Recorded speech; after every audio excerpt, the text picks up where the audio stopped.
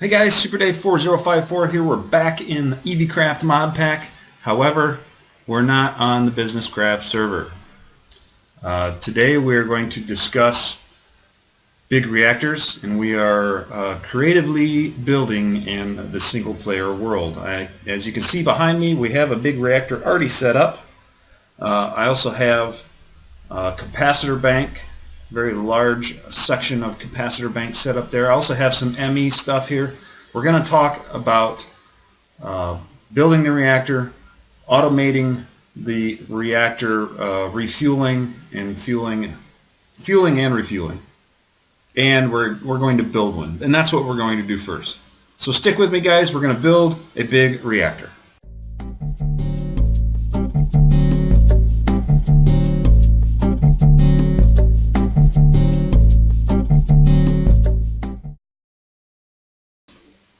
I have reactor casing, reactor glass, yellorium fuel rod, and a reactor control rod. The yellorium ingots is actually the fuel for a big reactor. How you get this is you mine yellorite in mines, and you have to pulverize it and then smelt the powder that you get from the pulverizer. Pretty simple process. I also have a couple other things in my inventory, which we'll discuss when we get to them, but we first need to build the reactor. All right. I've seen a lot of people have some issues with not knowing how to build it and how to set it up, how to automate the fuel, things of that nature. So that's what we're discussing today. All right. So first thing first is we need to determine how large of a reactor we want. The bigger the reactor, the more power output. But you do kind of get into a fine line of what is efficient and what is not efficient.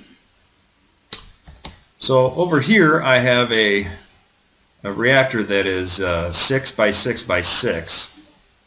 It has 8 fuel rods in it, and is being currently fueled by water. So I also have in my inventory buckets of water and gelid cryothium buckets, which you'll be able to see the difference here once we get the reactor built, as far as what is better as far as cooling and keeping the reactor. I don't know. We'll discuss that part when we get to it. It's kind of hard for me to explain right now. So 6 by 6. We'll go ahead and build another 6 by 6 here. Okay, so 1, 2, 3, 4, 5, 6. All right, 2, 3, 4, 5, 6. 2, 3, 4, 5. And a 6. 2, 3, 4, 5. 6 is in the corner. We need to fill the bottom in with these casings. These casings do require a lot of steel to make, so I would really advise you to start making a lot of steel. So I will go look at the recipe here real quick. It takes 4 steel ingots, a piece of yellorium ingot or uranium 235. Yep, just 235.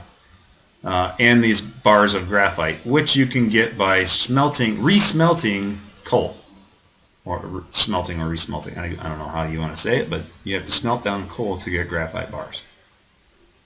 I think you need to do that.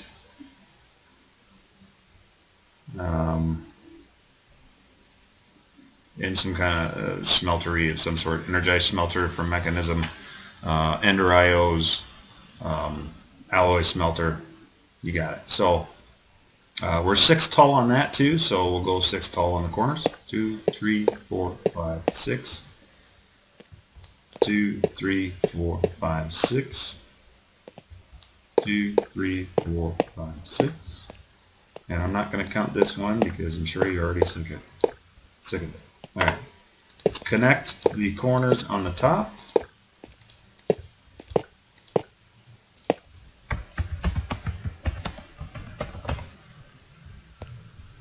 today so you guys can see.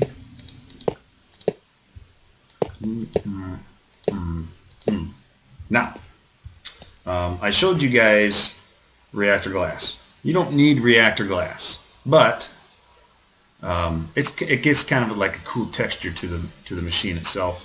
If it's just going to be completely buried underground, just use casings, because it actually costs more in materials to make the reactor glass than it does just to make the casings. Okay, because you need a casing and fused quartz or hardened glass to make the reactor glass. But we're going to use reactor glass today because, like I said, it's kind of a cool texture. Turn the sound down so that sheep doesn't come over here and blast your ears out of the headphones that you might be wearing. So we'll just lay the reactor glass in, and as you can see, it's connected textures, so you really need to make sure that you get every spot filled, because this is a multi-block structure. It is not going to work until all the pieces are in place. And we'll just keep filling this in. Oops. Now, as far as I've seen, nothing is going to happen if you leave one of these spaces open, because, like I said, it's not going to run. It needs all the pieces in place for it to run, and if you accidentally break one out while it's running, I haven't seen anything happen. Now, if you're not using this mod in a mod pack that's been configured to allow or not allow for these to blow up, then you might have a bit of an explosion problem. Alright, so you can see I left this bottom row open. There is a reason for that, which we will get to momentarily. Alright, so in here we have to start placing these fuel rods. Now what I like to do is I like to start in the corner and then go every other one. You can fill in this whole row with fuel rods, and this whole row with coolant, this whole row with fuel rods, this whole row with coolant, sorry. Either way, you are going to have pretty much the same result, same amount of fuel rods. So 1, 2, 3, 4. Now we're not going to go all the way to the top here because that's where this control rod block goes. I space mine out every other one, so you can do it in rows like I said before.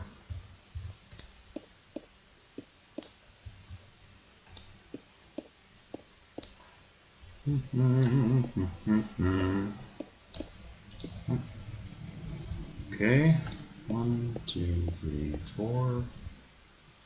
That's just kind of dizzying watching me do this around all these lines and things. Alright, so from this point on, we need to add our coolant. And as you can see, I've got water over there, so with this one, I'm going to use this stuff. I'm not going to try to pronounce it because I know I'm going to jack it up. So we're going to start pouring in this. It's very cold, and you do not want to touch it because it will hurt you. And as you can see, as I'm pouring it, it only allows... Alright, that's my mess up there. Let's fix this here real quick, and then we can take care of that later. So as you can see, as I'm pouring it, I'm only getting 1 block's worth out of this, so you're going to need a lot of this stuff to fill up your reactor. And what you want to do is you want to fill it up all the way to the top, where that sits right now, all the way to the top of these fuel rods. Because you want to make sure that you have all of these filled in. Again, it's part of the piece of the puzzle, so it's not going to work if it's not completely done. Yeah, I have a lot of this stuff handy. Each bucket is what they consider 1,000 Minecraft buckets or millibuckets, whatever MB stands for. You're going to need 1,000 of those in order to fill up 1 bucket of material. And you can do that by placing, let's look at it again here.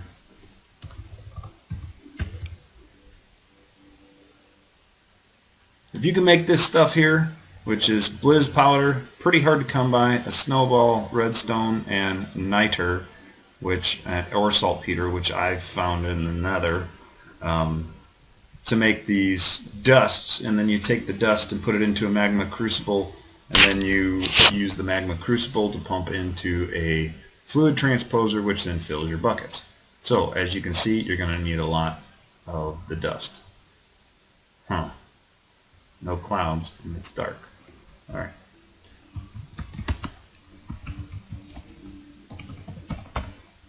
All right, we're going to clear this weather up.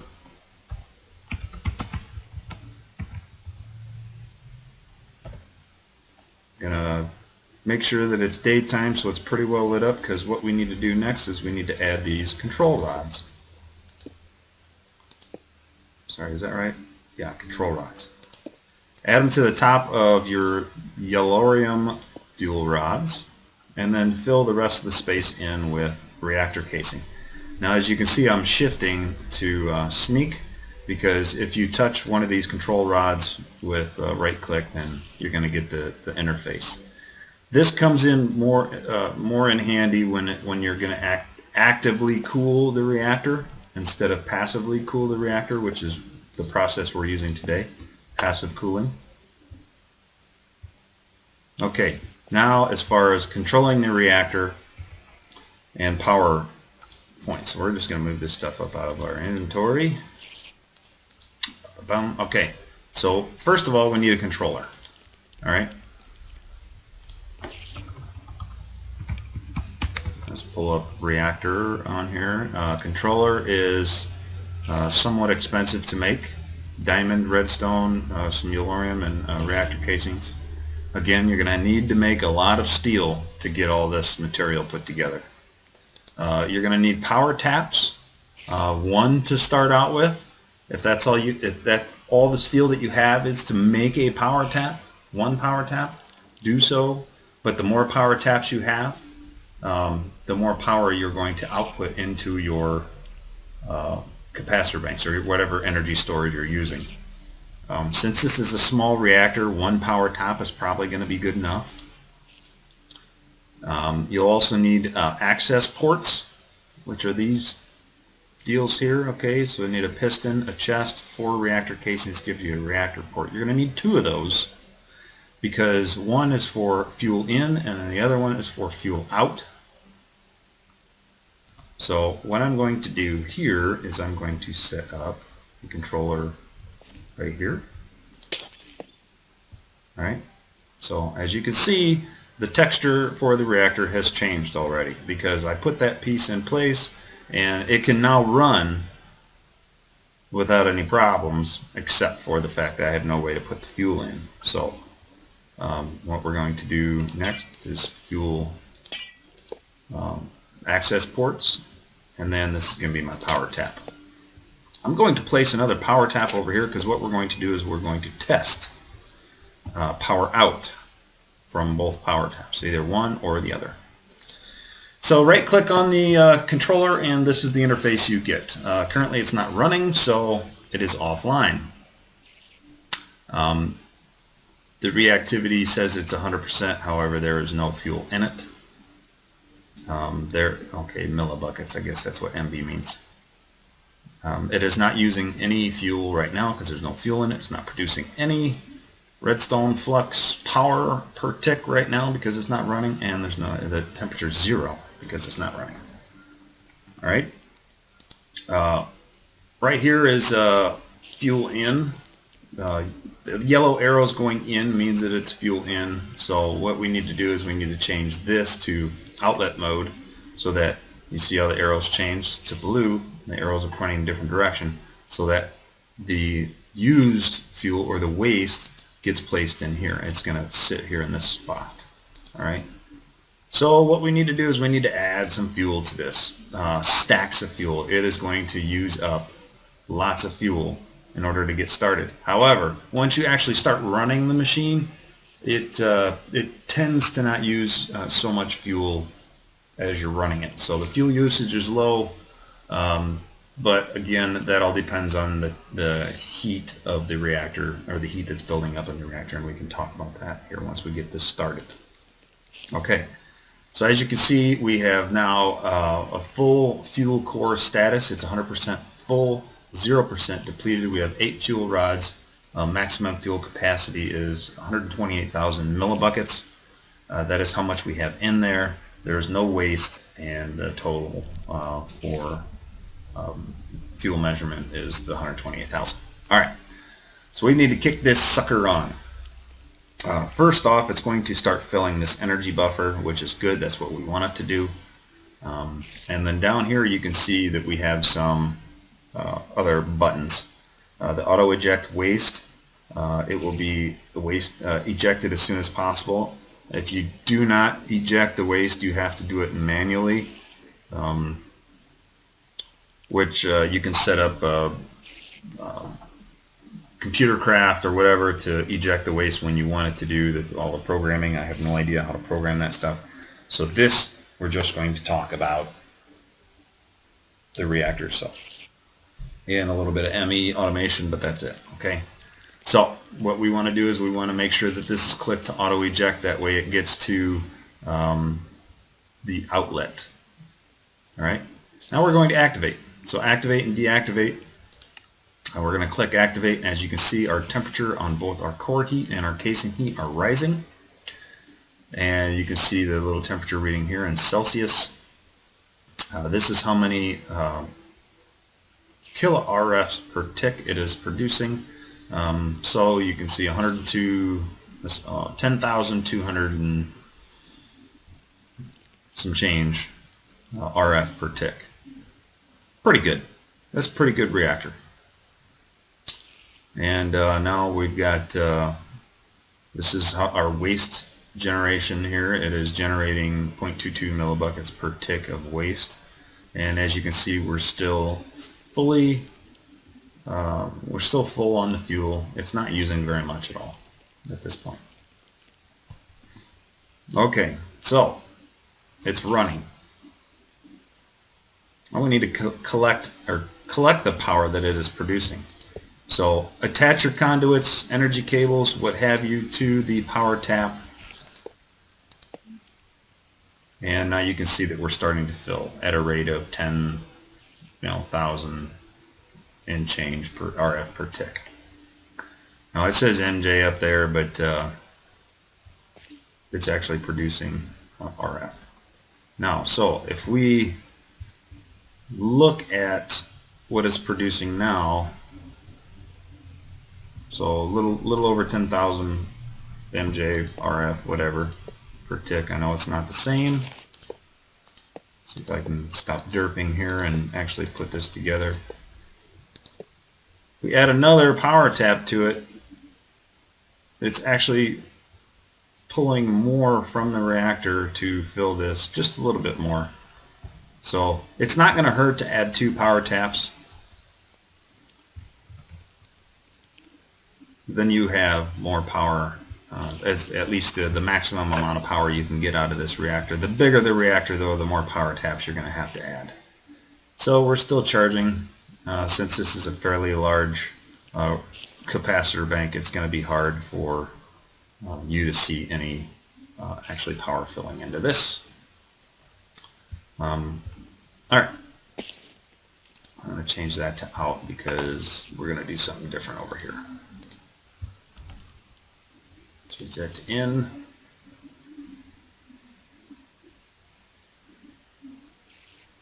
Okay, what changed here? Oh, probably because I'm actually powering the ME system now. Huh. All right, so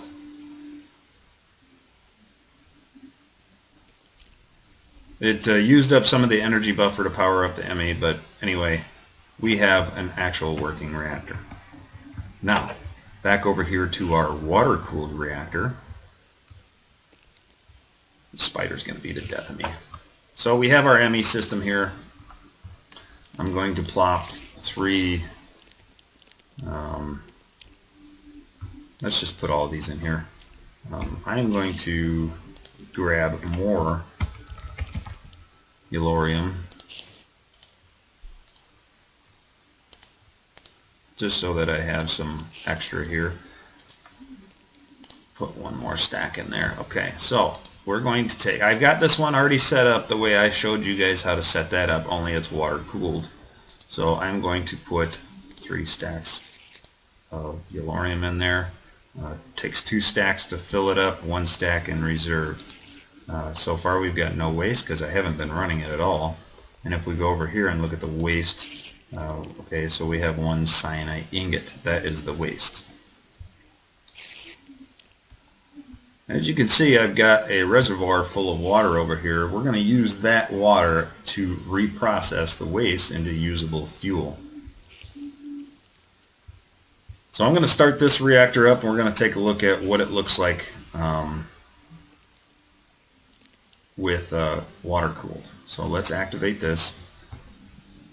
The core heat increases a lot more than the casing heat.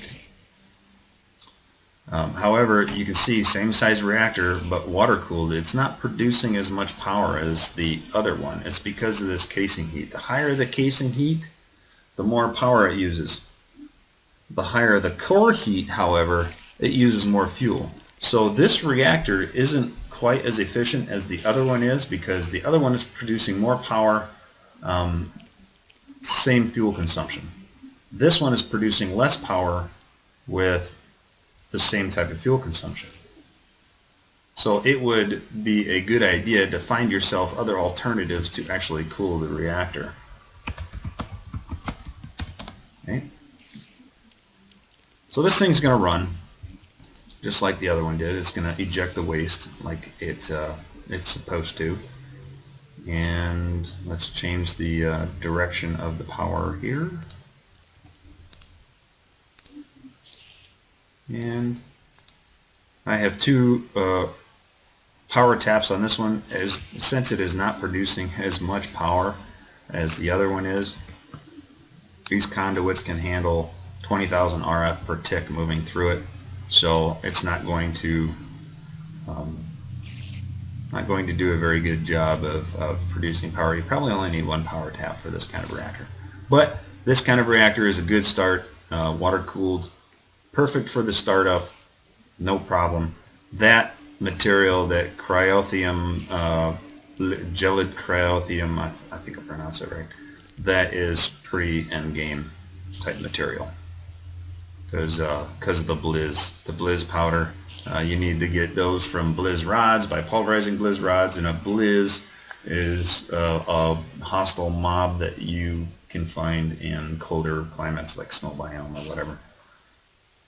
Alright, so now, automation of the fuel. Let's get back to our inventory. I have what's called a cyanide reprocessor. Let me get these fluid conduits going here too. Alright, so the cyanide reprocessor is going to be the process. So why are you not connecting?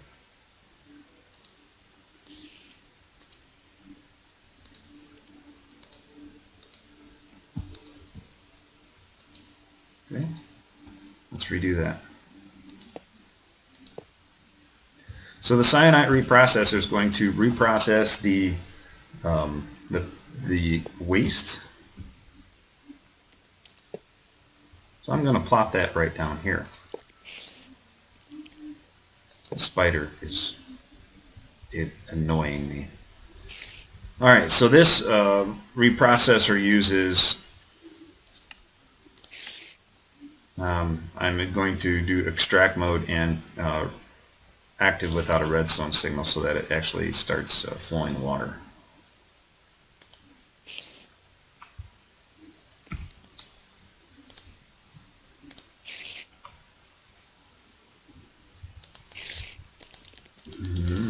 Alright, goodbye. Okay, so in here we have an interface for the reprocessor. I have the water coming in, so I need to change the top area to blue. That's going to allow the water to come in, and then you see all the other sides are pretty much just nothing right now. That's what we can use to determine the type of input and output, because we need red to come in. So what we're going to do is we're going to set, I actually forgot to grab ME cable, so let's grab some of them. Get rid of that sword, get rid of that, don't need that anymore, don't need that, that, or that. Alright, what I do need though is I need precision import, precision export. Now, for this is a pretty slow machine. It is not going to need a precision import bus to import back into the system, because it's going to produce one at a time. It's very slow. You could use a basic import. We also need power. So we're going to power this. And any face of the machine will accept the power. Okay, so we got power coming in. Now what we need to do is we need to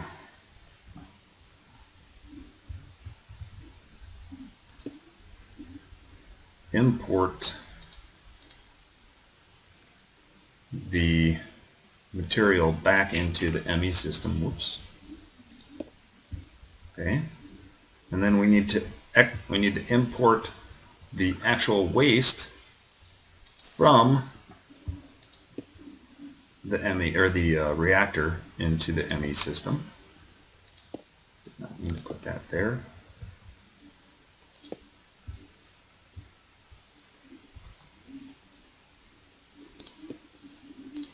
Alright, so we've got our imports set up. So what we're doing now is we're importing the waste into the ME system from the reactor.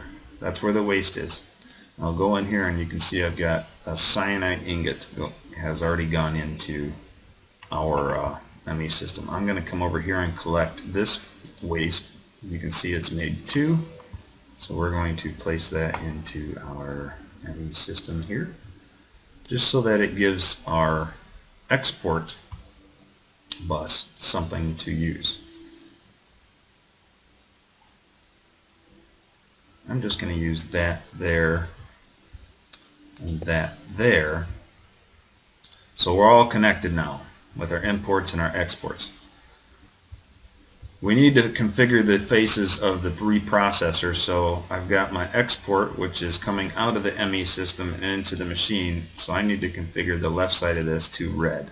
Alright, so red, red.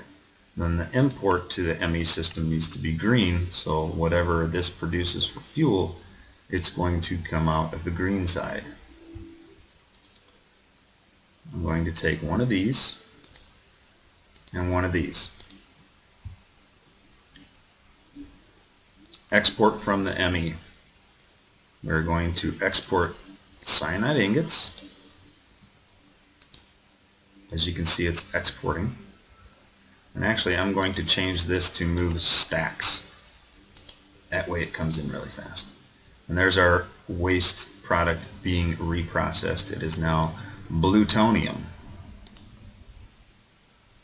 Alright, so I kept the yellorium and now I have plutonium ingots, and what I want to do is set up this export bus to bring into the reactor yellorium and the plutonium, because those are both usable fuels, and I'm going to set it to stack mode so that it keeps this full.